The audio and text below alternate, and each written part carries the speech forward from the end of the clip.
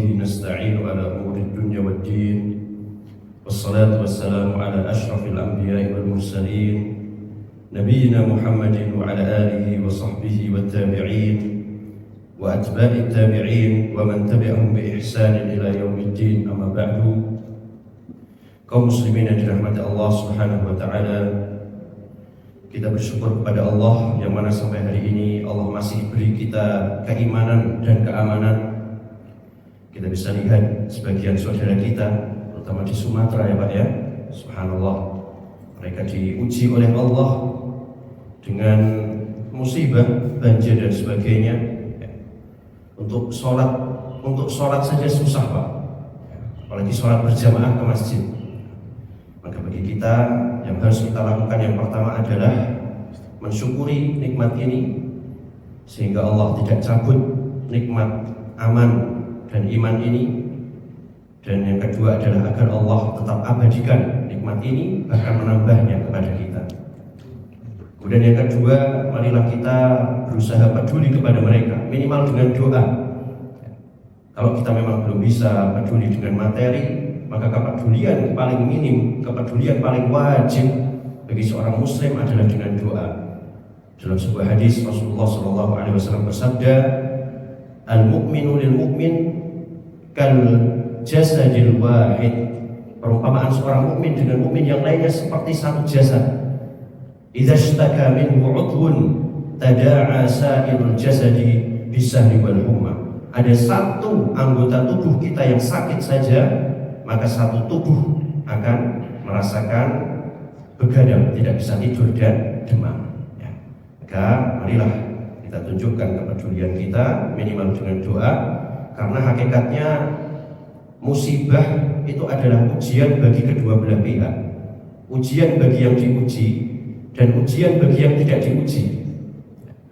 Bagi yang diuji, Allah akan melihat apakah dia sabar atau tidak. Dan bagi yang tidak diuji, Allah akan melihat apakah mereka peduli atau tidak. Ya. Maka marilah kita mensyukuri nikmat ini dan juga peduli kepada saudara-saudara kita. Kaum muslimin yang dirahmati Allah Subhanahu wa taala, insyaallah pada pagi hari ini kita akan lanjutkan kembali kajian kitab Arba'in An-Nawawiyah, yang mana kita telah sampai pada hadis yang ke-10. Ya, alhamdulillah kita telah sampai pada hadis yang ke-10. Sudah sampai seperempat kitab para jamaah. Ya. Jadi kalau tidak ada pengajian seperti ini, mungkin satu hadis saja tidak kebaca Pak. Ya. Maka salah satu faedah kita belajar bareng, ya, ini bisa mendorong minat kita untuk mengkaji kitab-kitab para ulama. Kita baca hadisnya. Qala al-musannif rahimahullahu ta'ala, berkata penulis semoga Allah merahmatinya, Al-Imam An-Nawawi rahimahullah, al-hadithul ashir, hadis yang ke-10. An Abi Hurairah radhiyallahu anhu qala, dari Abu Hurairah semoga Allah meridhoinya, beliau berkata, qala Rasulullah sallallahu alaihi wasallam, Rasulullah sallallahu alaihi wasallam bersabda, ayyuhan nas, wahai manusia, innallaha thayyibun, sesungguhnya Allah itu maha baik. Yang dimaksud baik di sini ditinjau dari dua hal para jamaah. Yang pertama adalah baik secara dirinya Allah, secara zatnya Allah baik, secara sifatnya Allah baik. Allah memiliki sifat-sifat dan nama-nama yang baik. Tidak ada satupun kekurangan yang ada pada diri Allah Azza wa Jalla. Beda sama kita. Kita punya sifat tapi ada kurangnya. Allah maha mendengar, tapi mendengarnya Allah pendengaran yang sempurna. Tidak ada kekurangan sedikit pun. Kita juga bisa mendengar, tapi pendengaran kita banyak kurangnya. Begitu pula Allah memiliki sifat melihat, tapi melihatnya Allah adalah lihatan yang sempurna, berbeda dengan makhluknya. Jadi ini yang pertama. Jadi yang dimaksud dengan Allah maha baik, yaitu Allah tidak memiliki kekurangan sedikit pun. Allah tersifati dengan sifat yang sempurna. Yang kedua, yang dimaksud dengan Allah itu baik, artinya adalah baik kepada hambanya. Berapa banyak kita melakukan kesalahan kepada Allah? Berapa kali kita mengkhianati janji kita kepada Allah Azza wa Jalla? Berulang-ulang kita taubat kepada Allah, tapi Allah dengan maha pemurahnya, dengan maha baiknya, selalu menerima taubat dari hambanya. Ya, ini maksud dari Allah itu baik. La yaqbalu illa thayyiban. Allah tidaklah menerima kecuali yang baik. Jadi kalau kita pengen mempersembahkan sesuatu kepada Allah, maka persembahkanlah sesuatu yang baik supaya amal kita diterima para jemaah. Ya. Apa itu sesuatu yang baik? Definisi sesuatu yang baik itu apa sih? Apakah yang paling mahal harganya? Ya. Apakah yang paling banyak amalannya? Apakah yang paling susah atau bagaimana? Kita harus menyepakati sebuah definisi para jemaah biar kita tidak salah kaprah. Oh, yang terbaik adalah yang paling mahal harganya. Tidak mesti. Ya, betapa banyak harganya mahal, tapi ternyata tidak diterima oleh Allah Azza wa Jalla. Ya. Oh, yang paling baik adalah yang paling banyak amalannya. Enggak mesti juga. Ya. Berarti apa definisi sesuatu yang baik itu? Sesuatu yang baik yang diterima oleh Allah Azza wa Jalla adalah yang terpenuhi di dalamnya dua syarat. Insya Allah para jamaah sudah mengetahui. Apa syarat pertama para jamaah? Ikhlas. Ya. Sesuatu yang dipersembahkan ikhlas lillahi ta'ala. Sesuatu yang dipersembahkan memang lillahi ta'ala. Ini syarat pertama. Syarat yang kedua, apa para jemaah? Ya, sesuai yang diajarkan oleh Islam, sesuai yang diajarkan oleh Nabi SAW. Ya, inilah dua syarat sesuatu dikatakan sesuatu yang baik. Dua syarat kalau pengen amalan ibadah kita diterima oleh Allah Azza wa Jalla. Ya, ada orang dia Masya Allah sholat subuh ya, sesuai yang diajarkan Nabi, sesuai sunnah, bacaannya bagus, diperhatikan syarat, rukun dan sunnah-sunnahnya, tapi sayangnya dia melakukannya tidak ikhlas lillahi ta'ala, maka kita katakan itu bukan sesuatu yang baik ya. Atau ada orang dia ikhlas ya, oh yang penting niatku bagus, yang penting niatku baik ya, tapi dia sholat subuhnya 6 rakaat Pak ya, dia melihat 2 rakaat aja pahalanya sudah sebagus ini gitu, 2 rakaat aja pahalanya sudah sebanyak ini, maka biar aku dapat pahala lebih banyak tak tambahin 4 rakaat lagi, maka kita katakan itu bukan sesuatu yang baik. Sesuatu yang baik adalah yang terpenuhi dua syarat tadi, ikhlas dan sesuai yang diajarkan oleh Nabi kita Sallallahu Alaihi Wasallam.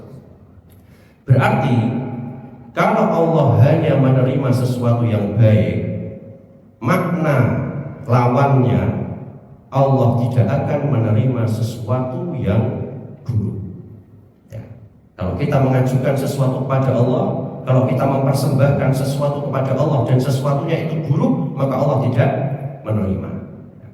Dan sesuatu yang buruk atau harta yang buruk, ya, harta yang haram, harta yang buruk,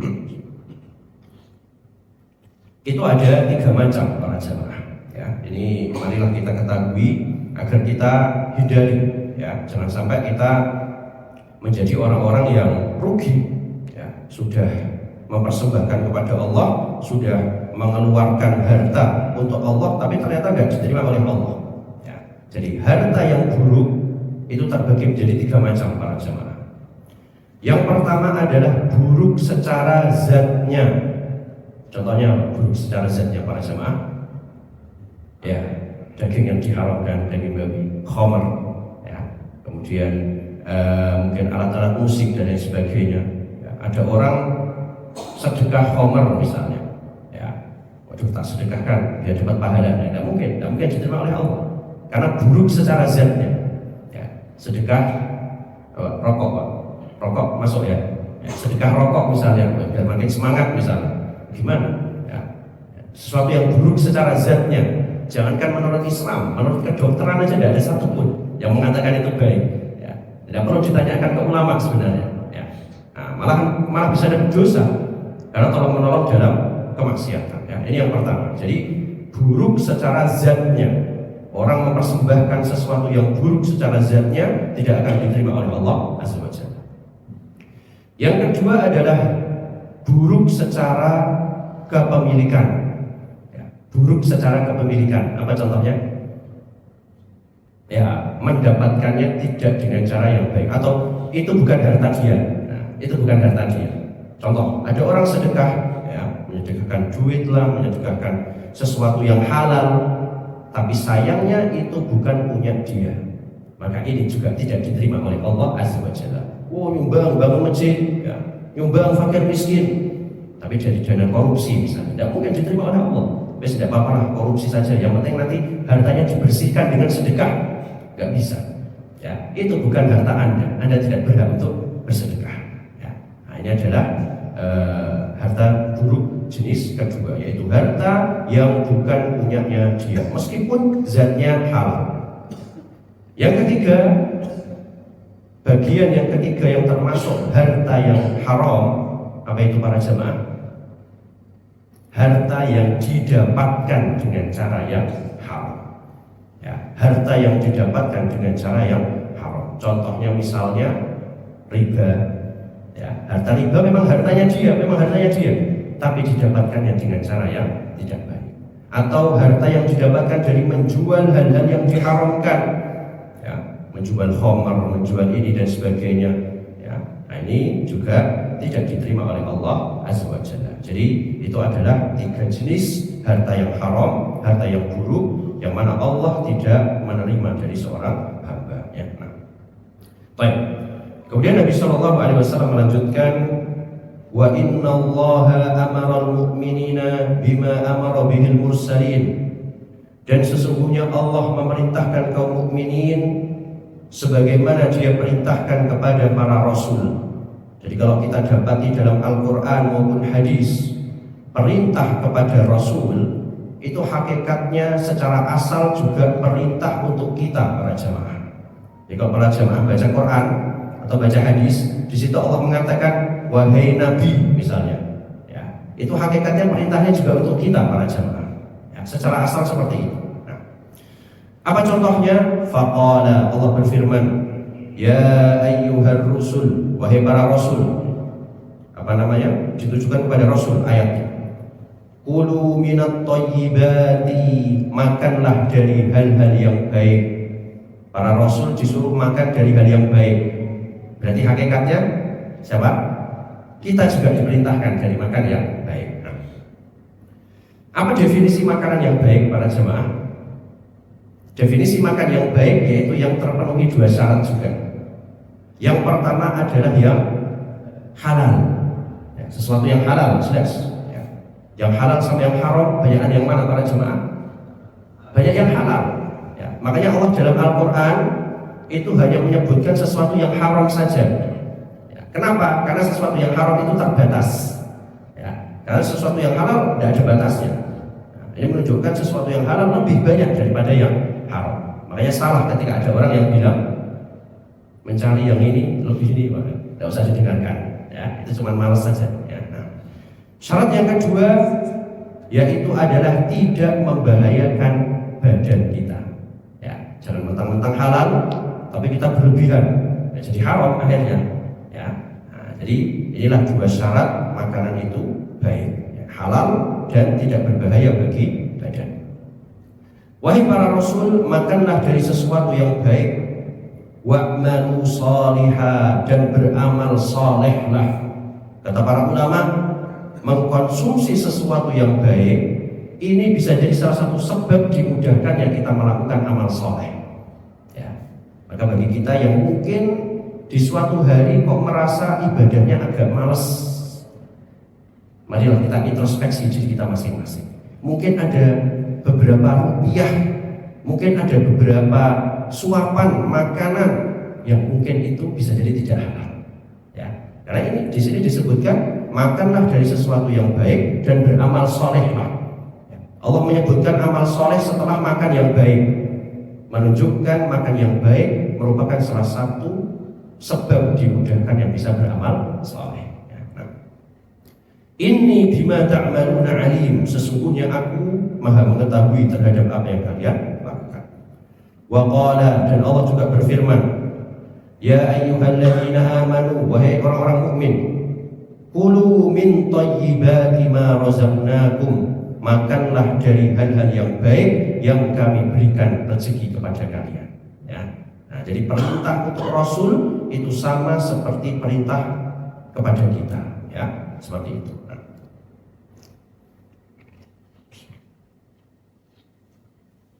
Kemudian selanjutnya, setelah Rasulullah SAW menyebutkan tentang perintah agar mengkonsumsi dari harta yang halal, kemudian beliau menyebutkan konsekuensi dari mengkonsumsi harta yang haram.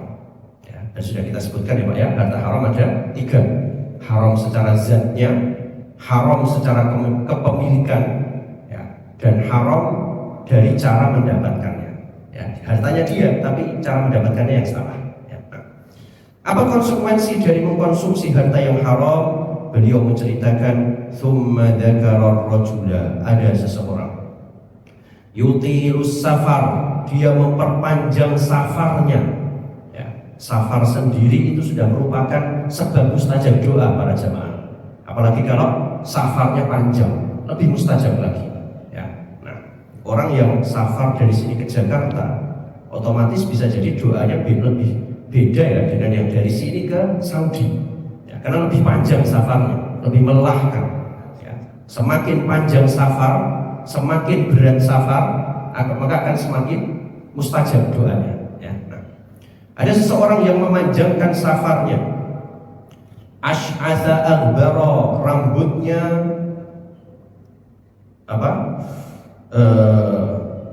tidak beraturan, rambutnya berantakan, bajunya berdebu. Ini menunjukkan keadaan yang memprihatinkan dari orang tersebut. Ya, jadi yang pertama, orang tersebut safar.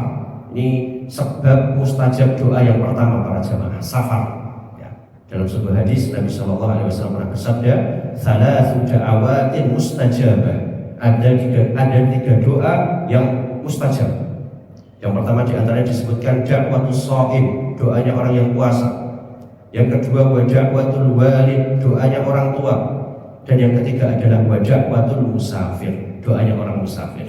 Ya, maka bagi kita yang melakukan safar, marilah manfaatkan untuk berdoa para jamaah. Ya, kita tidak tahu doa kita dikabulkannya kapan. Bisa jadi pas safar itu dikabulkan. Ya, nah, jadi ini sebab yang pertama, yaitu safar. Sebab yang kedua, orang ini berdoa dalam keadaan yang sangat memprihatinkan. Rambutnya tidak beraturan, kemudian bajunya berdebu.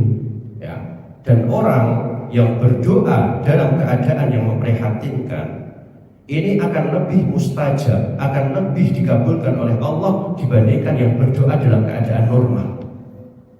Apa dalilnya para jemaah?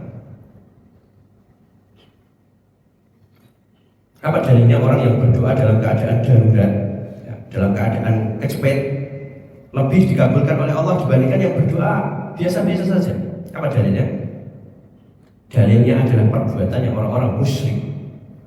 Disebutkan fa'idha raqibu fil fulki, ketika mereka berada di atas kapal, kemudian diombang-ambingkan oleh ombak, da'awullaha mukhlishina lahuddin, orang-orang musyrik berdoa ikhlas lillahi ta'ala dalam keadaan darurat, terpaksa. Ya. Falamma najjahum, ketika sudah diselamatkan oleh Allah, idza hum yusyrikun, balik lagi melakukan kesyirikan. Ini menunjukkan yang namanya berdoa dalam keadaan darurat itu akan lebih dikabulkan oleh Allah dibandingkan yang doanya biasa. Ya. Makanya dalam hadis yang lain Rasulullah SAW pernah bersabda, innama tunsaruna, sesungguhnya kalian ditolong oleh Allah, wa turzakuna, diberi rezeki oleh Allah, bidu'afaikum, karena adanya orang-orang yang lemah di tengah-tengah kalian. Ya. Jadi selama ini kita rezekinya masih lancar, selama ini kita masih aman di tempat tinggal kita, bisa jadi bukan karena doa kita para jemaah, doanya orang-orang yang kita pandang sebelah mata bisa jadi. Karena doanya mereka beda sama doa kita. Ya, doanya kita yang sama Allah diberi kecukupan, ya Allah berikanlah aku rezeki, dikasih alhamdulillah, enggak juga ada apa-apa, rezekiku sudah cukup. Formalitas sebagian doa kita para jemaah. Tapi doanya orang-orang yang benar-benar darurat, ini benar-benar ikhlas lillahi ta'ala, lebih butuh kepada Allah Azza wa Jalla. Ya. Nah, jadi ini menunjukkan berdoa dalam keadaan darurat, berdoa dalam keadaan kondisi yang memprihatinkan termasuk sebab mustajab doa. Ya. Nah. Kemudian yamuddu yadaihi ilas sama, orang tersebut mengangkat kedua tangannya ke langit. Sebab ketiga. Ya, sebab pertama tadi apa Pak? safar. Sebab kedua, berdoa dalam kondisi yang memprihatinkan. Yang ketiga, mengangkat tangan.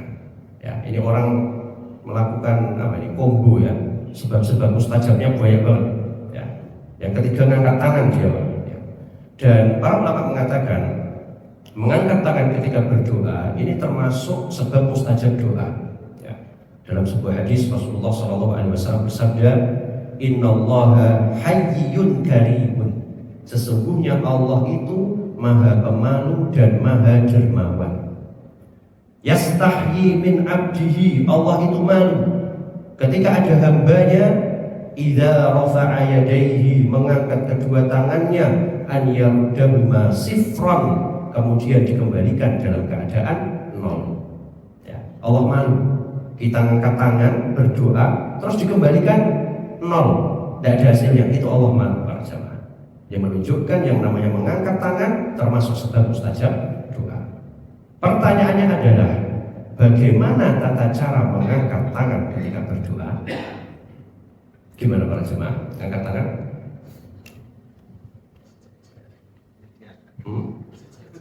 Iya, macam-macam ya orangnya. Yang sejajar dengan paha, ya. Yang formalitas, ya. Baik, mengangkat tangan ketika berdoa ada 3 macam. Ya, ini perlu kita ketahui para jemaah. Yang pertama adalah yang paling sering dilakukan oleh Nabi SAW. Di antaranya beliau lakukan ketika wukuf di Arafah, ya, yaitu adalah mengangkat tangan sejajar dengan dada, kurang lebih seperti ini para jemaah. Ya, ada 2 macam, bisa diarahkan ke langit, telapak tangan kita diarahkan ke langit. Ini seperti orang apa Pak? Minta, tapi mintanya ke Allah Azza wa Jalla, ya, seperti ini, diarahkan ke langit. Ya. Cara yang kedua adalah bisa diarahkan ke wajah kita. Ya, ada 2 riwayat dari Nabi SAW. Ya. Ini adalah mengangkat tangan yang paling sering dilakukan oleh beliau SAW. Cara yang kedua yaitu adalah mengangkat tangan setinggi-tingginya. Ya. Ada 2 cara juga. Yang pertama adalah dengan mengarahkan telapak tangan ke langit. Ya, ini beliau lakukan ketika doa istisqa, minta hujan. Ya, jadi benar-benar ya Allah, aku butuh banget terhadap hujan. Ya, dan yang namanya istisqa itu nggak mesti karena nggak turun hujan ya, kurangnya air juga boleh untuk melakukan istisqa. Nah, ini mengangkat tangan setinggi-tingginya. Dan yang kedua adalah dengan mengarahkan telapak tangan ke tanah. Ini biasanya dilakukan oleh beliau ketika keadaan benar-benar darurat. Di antaranya pernah dilakukan oleh Nabi SAW ketika perang Badr. Ya, di situ beliau berdoa kepada Allah sampai mantelnya jatuh. Mantelnya jatuh berarti menunjukkan tinggi sekali tangan yang angkat. Ya, sampai dipakaikan oleh Abu Bakar radhiyallahu anhu. Ya. Nah, ini cara yang kedua. Cara yang terakhir yaitu adalah dengan berisyarat menggunakan telunjuk. Kapan ini dilakukan?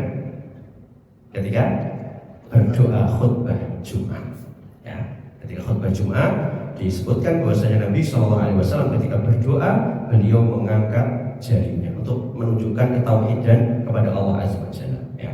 Nah, atau bisa kita lakukan ketika tasyahud. Ya, ketika tasyahud kita disyariatkan seperti ini. Ya. Nah, jadi itu adalah 3 cara mengangkat tangan ketika berdoa. Allahu a'lam. Kemudian selanjutnya beliau mengatakan ya Rabbi dan sedikit faedah jemaah dirahmati Allah.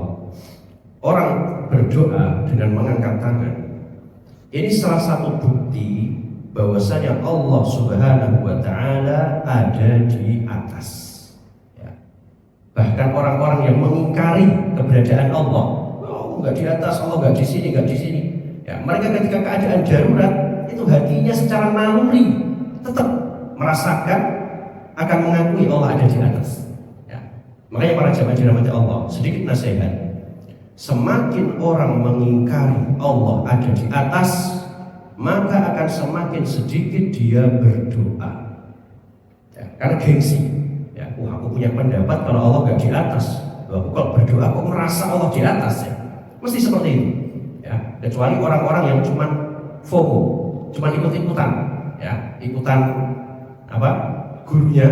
Oh Allah nggak di atas, tapi secara naluri dia masih mengakui. Ya. Nah, jadi mengangkat tangan ketika berdoa ini salah satu bukti bahwasanya Allah ada di atas. Tsumma yamuddu yadayhi ila sama, dia mengangkat kedua tangannya ke langit, ya Rabbi, seraya mengatakan ya Allah, ya Rabbi, memanggil nama Allah. Sebab mustajab yang keempat, dia manggil nama Allah, ya Rabbi. Ini merupakan sebab mustajab doa juga para jamaah. Makanya para ulama mengatakan, kalau pengen doa kita lebih dikabulkan oleh Allah, maka ketika berdoa panggillah Allah dengan nama-namanya. Rabbana atina fid dunya hasanah, Rabbighfirli wa liwalidayya, ya, Rabbi zidni ilma, ya. Wabil khusus nama-nama yang sesuai dengan hajat kita. Ya, kita pengen apa misalnya? Kita pengen apa? Kesehatan misalnya. Nah, kita pengen sehat misalnya. Kita qadarullah diuji dengan sakit, kita pengen sehat. Apa nama Allah yang identik dengan sehat? Syafi, syifa, ya Syafi ishfini, wahai zat yang menyembuhkan, sembuhkan aku. Ya. Kita lagi ekonominya susah, kita butuh rezeki. Apa nama Allah yang identik dengan rezeki? Razzaq, ya Razzaq urzuqni. Waduh Ustaz, tidak bisa pakai bahasa Arab, tidak apa-apa, ya Allah paham. Ya Razzaq, tolong berikan aku rezeki, tidak apa-apa. Ya. Lagi susah banget belajar. Ini nasihat buat anak-anak kita, ya. Pas anak-anak kita lagi mungkin kesulitan akademisnya, diajari doa selain Rabbi zidni ilma, ya alim alimni, ya wahai zat yang maha mengetahui, ajari aku. Ya. Nah, jadi panggillah Allah sesuai dengan nama-nama yang sesuai dengan hajat kita. Ya Salim salimni, selamatkanlah aku. Ya Rahman irhamni, ya Ghafur ighfirli, ya, dan yang lain sebagainya. Ya. Nah, jadi kita ketahui kalau orang tersebut melakukan berapa sebab tadi? 4 ya Pak ya. Ada 4 sebab yang dilakukan oleh orang tadi. Ini kalau dilakukan oleh orang biasa, insya Allah doanya dikabulkan. Ya, yang pertama dia safarnya panjang. Yang kedua berdoa dalam keadaan memprihatinkan. Yang ketiga mengangkat tangan. Yang keempat manggil nama Allah. 4 sebab mustajab doa. Tapi sayangnya, sayangnya wa mat'amuhu haram, makanannya haram. Tadi haram ada 3 macam. Wa mashrabuhu haram, minumannya haram. Wa malbasuhu haram, pakaiannya juga haram. Wa ghudhiya bil haram, dia diberi gizi dari sesuatu yang haram. Fa anna yustajabu lidzalik, maka bagaimana doanya akan dikabulkan? Ya, ini bukan berarti kemudian doanya pasti tertolak, tidak, tapi sangat kecil kemungkinannya dikabulkan. Ya. Kenapa saya katakan seperti itu? Kenapa saya katakan maksudnya bukan doanya pasti tertolak? Karena Allah saja mengabulkan doanya orang kafir. Ya. Lalu bagaimana dengan seorang mukmin yang mungkin maksiat, bisa jadi Allah kabulkan, tapi sangat kecil kemungkinan dikabulkannya karena dia tadi apa? Mengkonsumsi sesuatu yang haram. Wallahu a'lam. Hadis ini sahih riwayat Imam Muslim.